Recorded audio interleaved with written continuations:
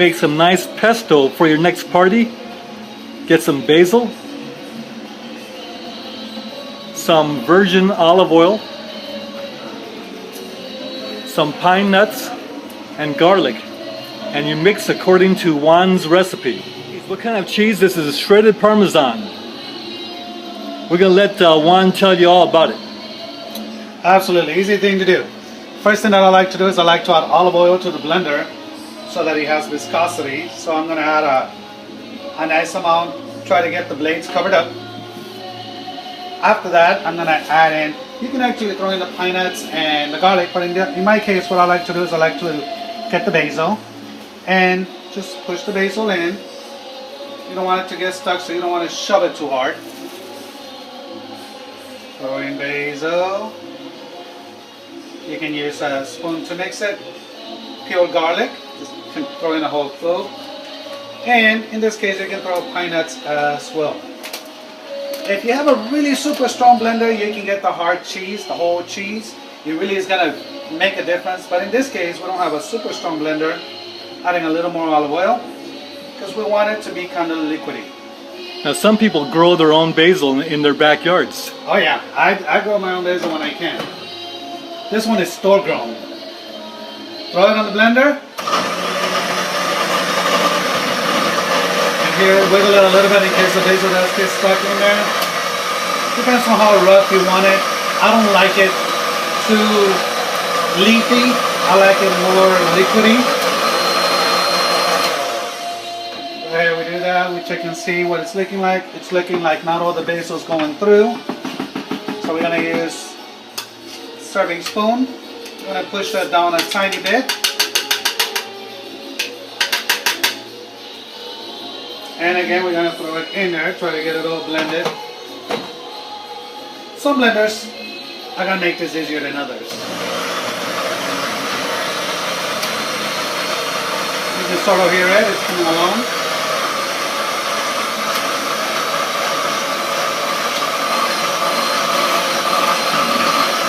Wiggle it just a little bit, just to try to get it in through there. So you can see some of it is coming through, but we still need to blend it some more. So it's looking a little thick, so we're going to add a little more olive oil.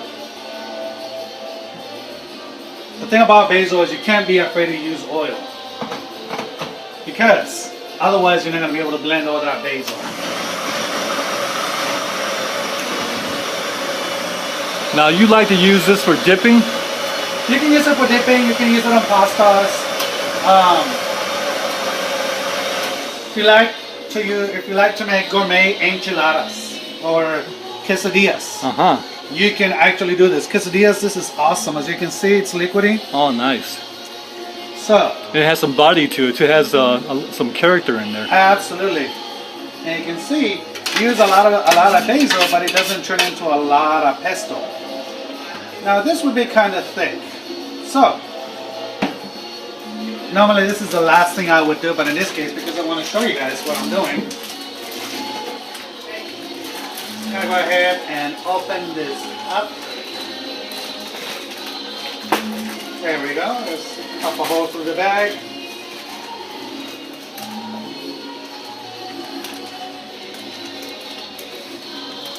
So the amount of garlic is your preference, and the amount of pine nuts also your preference. Absolutely.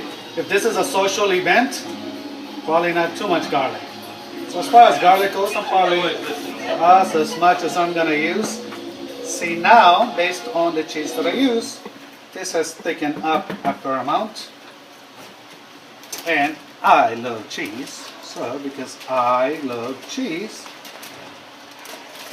and because I want this basil not to be so much for pasta as much as I want it to be more for dipping. And all you do is throw the cheese in there, stir it. Now how many people do you think that would serve there? Depends on, this can be very, very rich. So it's not something you can use a lot of. But the quantity that we have in here, this would serve you a good 10, 15 people. Well, but of course, they don't hog it all. But see? Oh, beautiful. And that's so nice. basil pesto right there. You can use whatever you like best. I love it. And we got lights on the pesto maker. Yeah.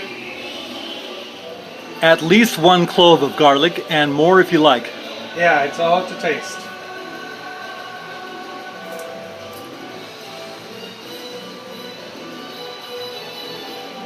There we go. Fresh Pine nuts garlic. are in there. Oh boy, look Olive at oil that. is in there. Basil's in there. This is the last batch. After this, I'm going to throw in more cheese.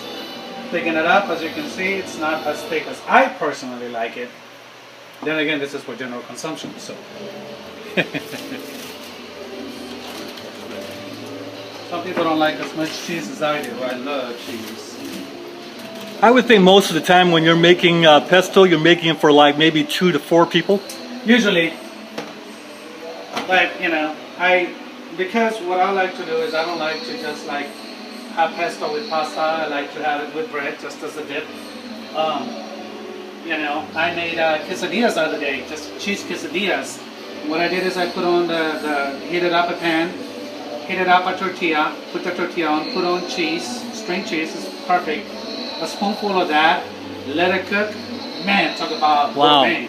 And then if you make your own salsa, you can do it with salsa too. You add that salsa to it, it is to die for. You're making me hungry. I am. That's the whole idea. Make you hungry. I'd love to have some of that pesto with spaghetti. Oh yeah, yeah. Pick the kind of pasta that you like. Some people like, you know, shells. Shells are good because they retain the pesto, and off you go. It's really awesome. So let's see how this one turns out. Coming along, hear it. You got a green light, Juan. A green light.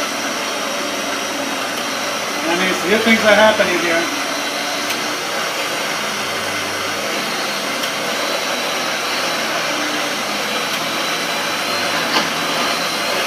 This really doesn't take time.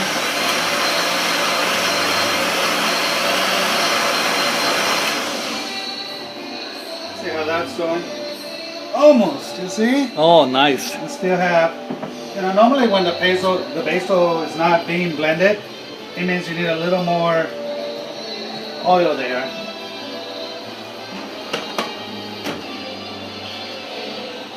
And there we go. And this should do it.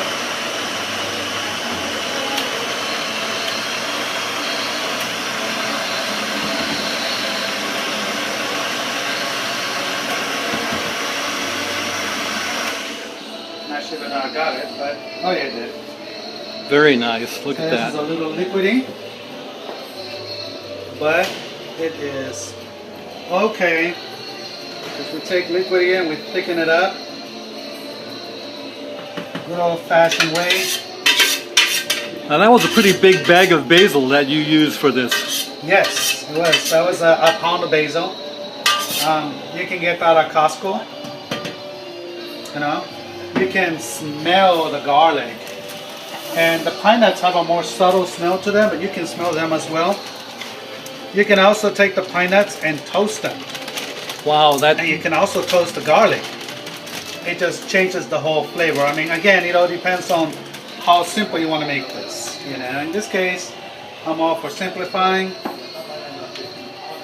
And I like especially to for a make big lot. party, you gotta really Absolutely. go for it. Yeah, absolutely. You know.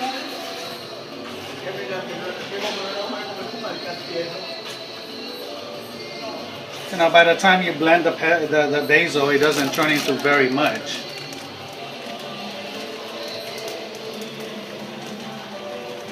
The reason why I'm adding shredded cheese is because if I had put it in a blender, we'd be here for 2 days.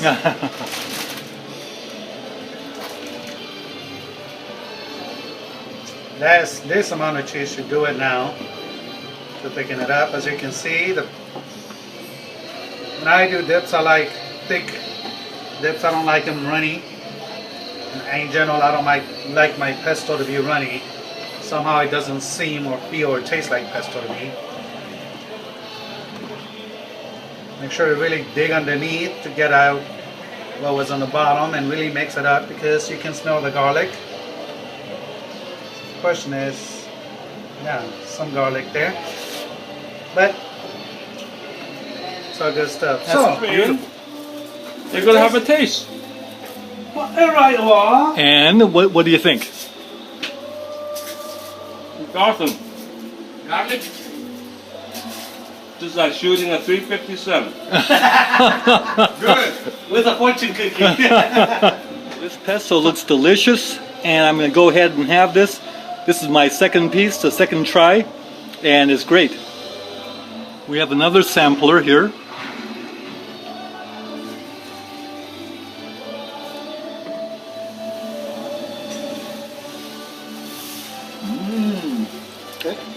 Okay, bueno. Muy bueno. There you go. Mucho, muy bueno. Delicious. Oh, gonna be a hit at the party.